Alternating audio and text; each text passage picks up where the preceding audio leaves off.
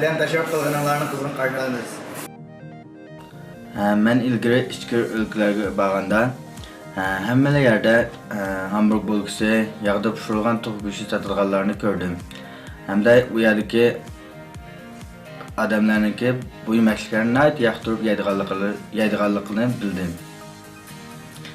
Kənətə qayıtıb gəlgəndən keyin kənətdə bundaq aşxananın yoxluğunu bildim.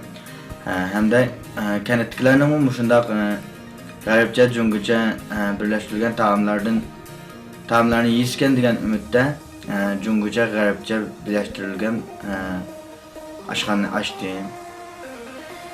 Aşxanamızda asallıq millətlər yaxdırıb yeydiğən taamlarmı, yaşlar yaxdırıb yeydiğən taamlarmı var.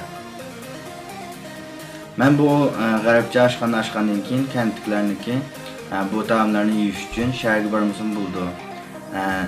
Onların gızalarını kəsilər bizdən aşxanağa kilidi. Nəhayət qulaylıq. 3 yıl ilgiri kəndimizdə sırtı gızalandıqlar nəhayət az idi. Keyin kəndimizdə yaşlarının tulusu işğurlaşqandan keyin onların turmuşu nəhayət yaşlandı. Qollarımı pulk idi. Kişilərimi öydə tamaq edib yeməsdən sırtqa çıxıb gızanıldığan boldu. Hazır bizden kənətdə aşxanaların sayını nəhayət köpüb getdi. Lakin qəribcə, cüngücə birləşən aşxanadan fəqət bizimlə var.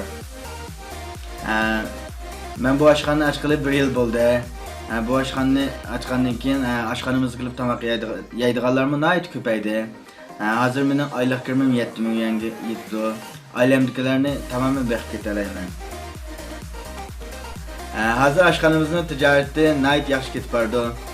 Axşamları yetiş bulanmayımız. Şunlaşqa biz tarmaq aşxanada yeni birini etişini oylaşıvatımız.